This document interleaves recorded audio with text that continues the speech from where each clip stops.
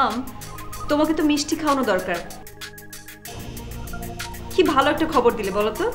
ভালো মানে অসাধারণ খবর। এটা জানলে ওনার আত্মাও শান্তি পাবেন।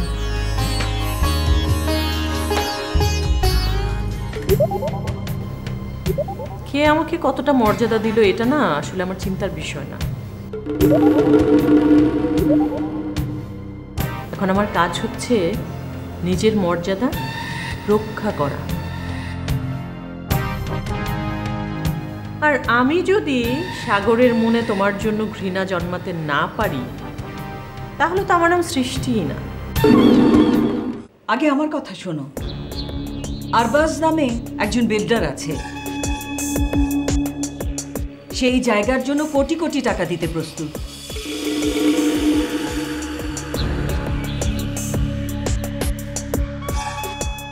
তাছাড়া এখানে সে অ্যাপার্টমেন্ট, মাল্টিপ্লেক্স, শপিং কমপ্লেক্স এসব বানাতে চায়।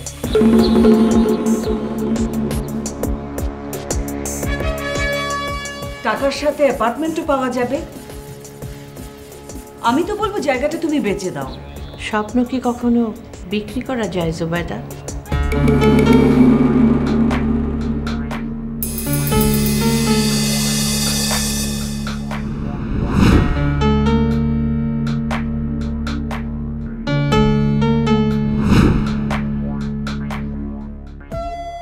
তারপর যেই মানুষটা নেই তার স্বপ্ন,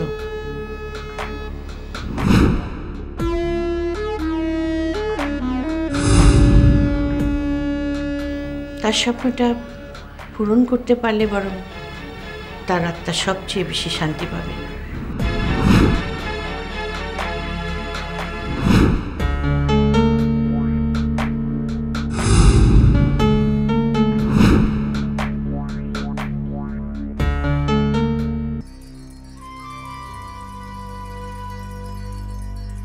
সৃষ্টি, একটু হট ওয়াটার ব্যাগটা আনতে হবে,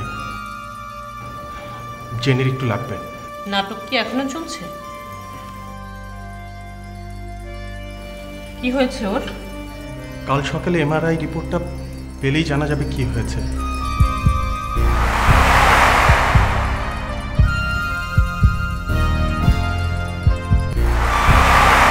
জেনি, তুমি এখনো ঠিক মতো দাঁড়াতেই পারছো না।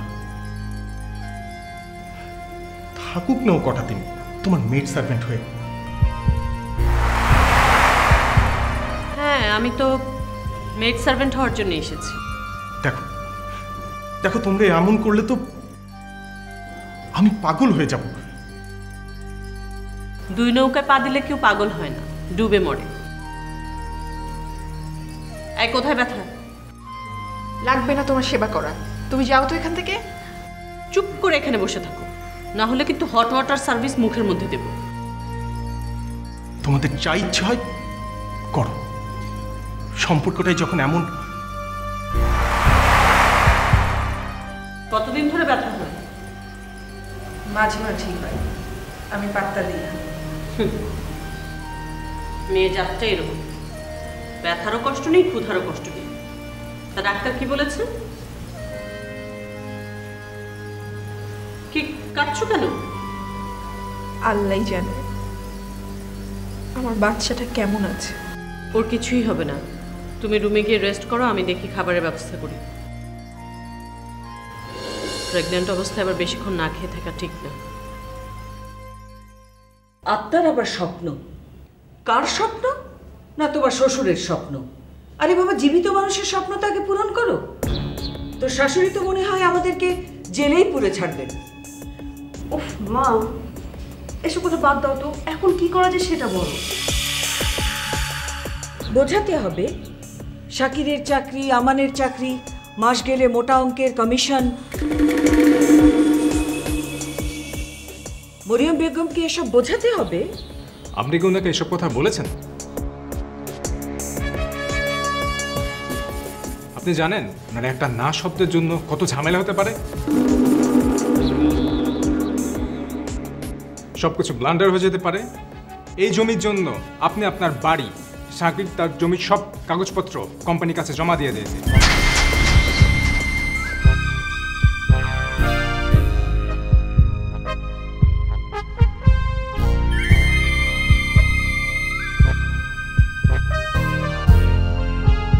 কোম্পানি চাইলেই আপনাদেরকে ঘরছাড়া করতে পারে।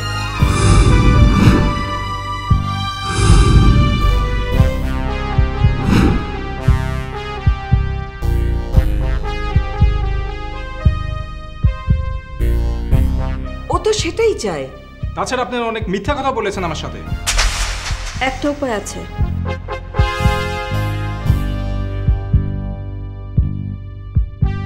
বড় ভাইয়া বলছিল পায়েলের বিয়ের জন্য ডক্টর জাহিদ নাকি 60 লাখ টাকা দাবি করেছে।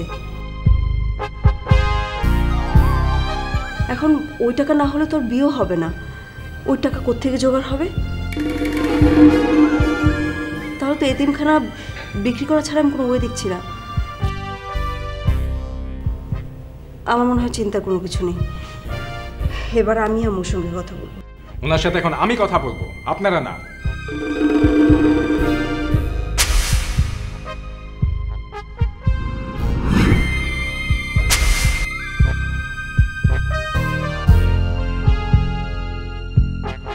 সোজা আঙ্গুলে ঘি না উঠলে চামচ দিয়েও ঘি উঠানো যায়, এই বুদ্ধিটা আপনাদের মাথায় নাই।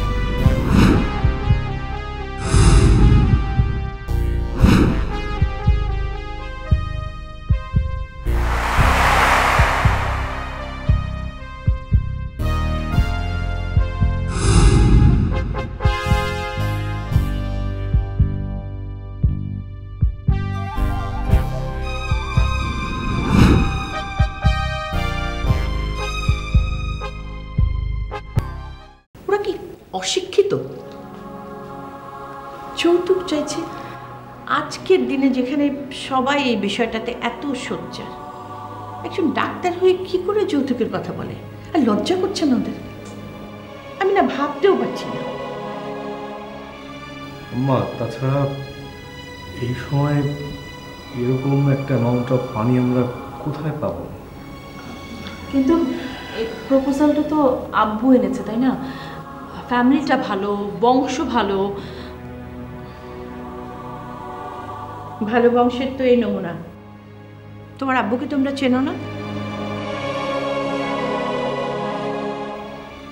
এগুলো জানলে উনি কোনোদিনই এ সম্বন্ধ এ বাড়িতে আনতেন না।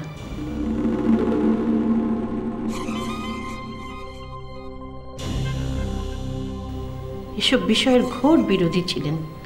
আম্মা,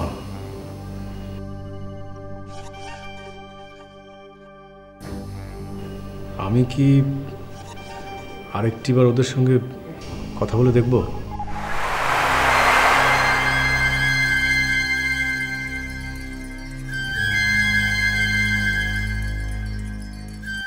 আমি জানি এই সময়ে এই ঘরে ঢোকা আমার উচিত হয়নি,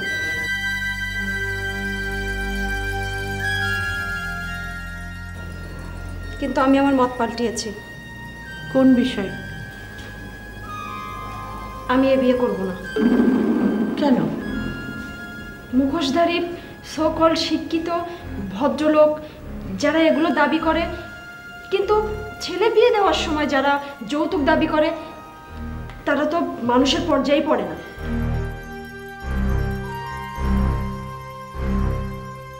যৌতুক নেওয়া যেখানে অপরাধ, সেখানে তাদের মতো মানুষের সাথে থাকাটাও আমার মতে অপরাধ। আমি জানতাম তুই এই কথাই বলবি মা।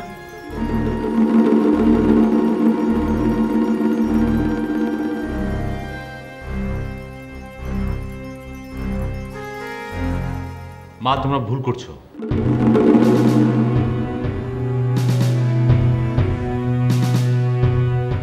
কেন? না মানে আম্মু, বলছিলাম কি, আজকালকার যুগে ডক্টর জাহিদের মতো ভদ্র আর যোগ্য ছেলে পাওয়া খুবই টাফ একটা ব্যাপার।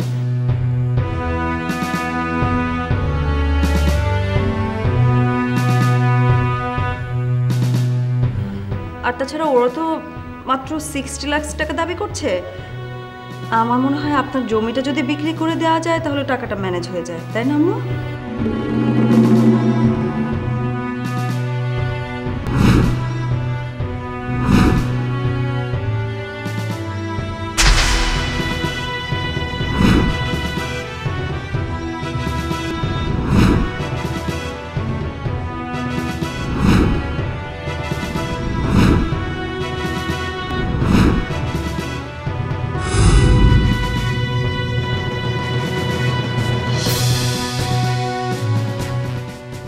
আমি বলেছি আমি ওই জমি বিক্রি করব না। কিন্তু আম্মু, তাহলে পায়েলের বিয়ে হবে কি করে? আজ বাদে কাল হোক, বিয়ে তো দিতেই হবে, তাই না? আমার কাছে আমার নানার দেয়া একটা হিরে আছে, ওটা বিক্রি করে পায়েলের বিয়ে দেওয়া সম্ভব।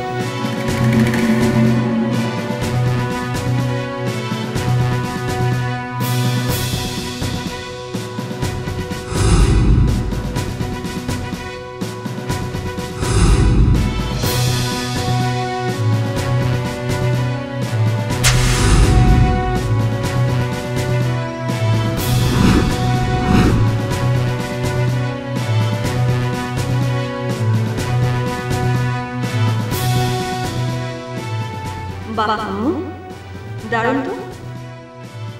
আপনি তো সেই রকম অভিনেত্রী। হিরে আছে অথচ এতদিন আমরা কেউ সেটা জানলাম না। এখন তাহলে আপনি আমার নাটক দেখুন।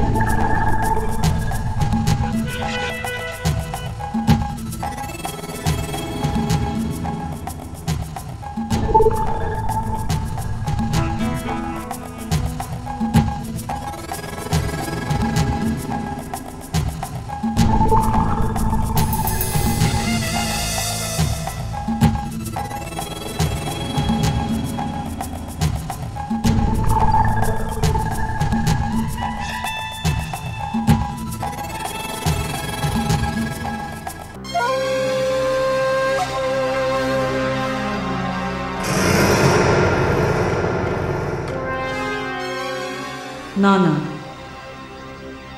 আমাকে এভাবে হার মানতে হবে? আমার মেয়েটার ভবিষ্যতের কি হবে? আর আমার কোটি টাকার স্বপ্ন?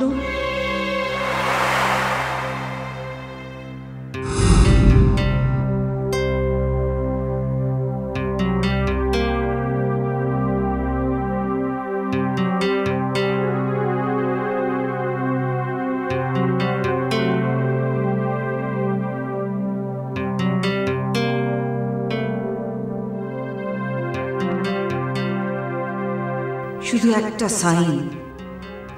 একটা সাইন মানুষকে ধনী থেকে পথের ভিখারি বানাতে পারে।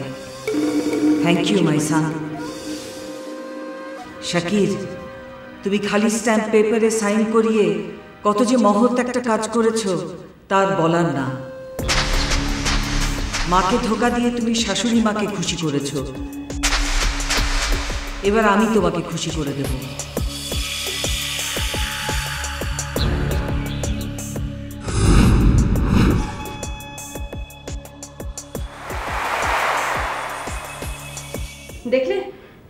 দেখলে তো, আমি বলেছিলাম না আম্মুর কাছে কোনো গুপ্তধন আছে? না হলে কোনো মানুষ এরকম নিশ্চিন্তে থাকতে পারে না। আরে কিসের গুপ্তধন? তুমি না একেবারে পাগল হয়ে গেছো। আরে তুমি নিজের কানে শুনলে না, আম্মু গুপ্তধনের কথা বললো। শোনো, এরকম পুরনো আমলের মানুষ গোপন কোনো কিছু নিজেদের কাছে গচ্ছিত রাখে, তারপর সময় হলে সেটা বের করে সবার কাছে হিরো সাজে।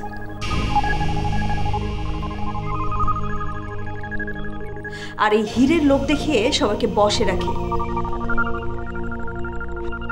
সেবা যত্ন পেতে চায়। বুঝতে পেরেছো? আজ এই আম্মুর কারণে আমাদের স্বপ্নের প্রজেক্টটা হাতছাড়া হয়ে যাচ্ছে। আমি তো ভাবতেই পারছি না শাকির। আচ্ছা, একটা কাজ করলে কেমন হয়? তোমাকে কোনো কিছু করতে হবে না, আমি যেটা বলছি সেটা শোনো। ওই হিরেটাকে যেভাবে হোক খুঁজে বের করতে হবে।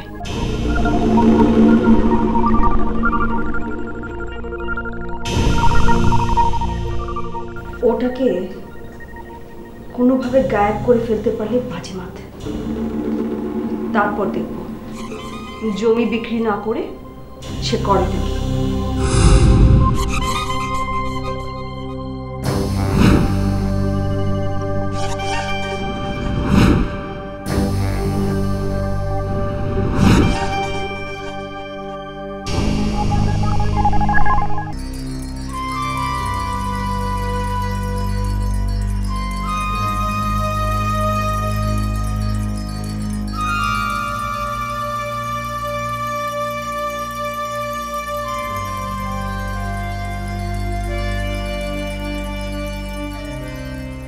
অনেক কষ্টে ঘুমিয়েছে, কিন্তু এত ব্যথা কেন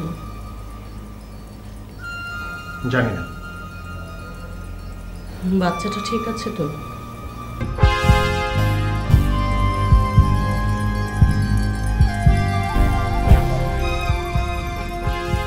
বিষয়টা কিন্তু আমার কাছে খুব সিরিয়াস মনে হচ্ছে। কাল যখন তোমরা ডাক্তারের কাছে যাবে তখন কিন্তু আমিও যাব।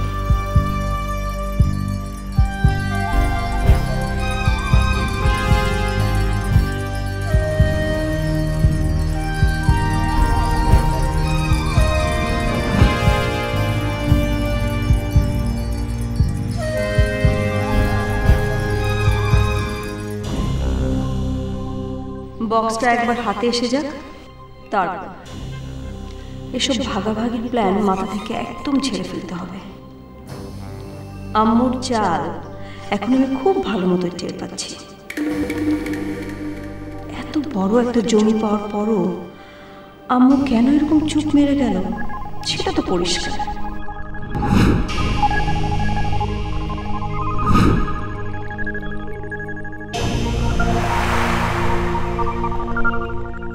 এখন কোনোভাবে হীরাগুলো হাত করতে পারলেই কেল্লা পথে।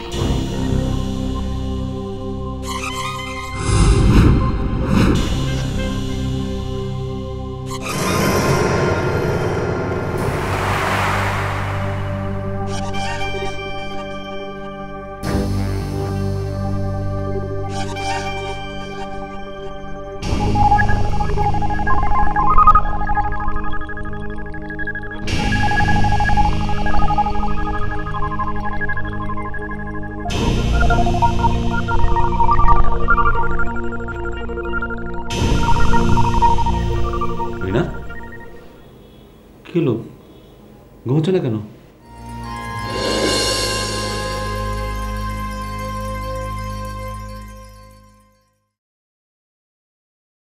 সৃষ্টি জেনে বাঁচবে কিনা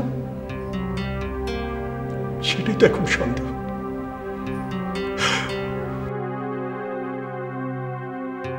জেনির ক্যান্সার হয়েছে সৃষ্টি।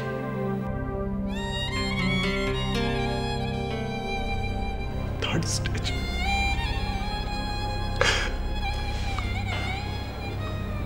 ইনফেকশন যাতে না ছড়ায় সেজন্য ডক্টর যত তাড়াতাড়ি সম্ভব অপারেশন করতে চাইছে। সৃষ্টি জেনি যে কোনো সময়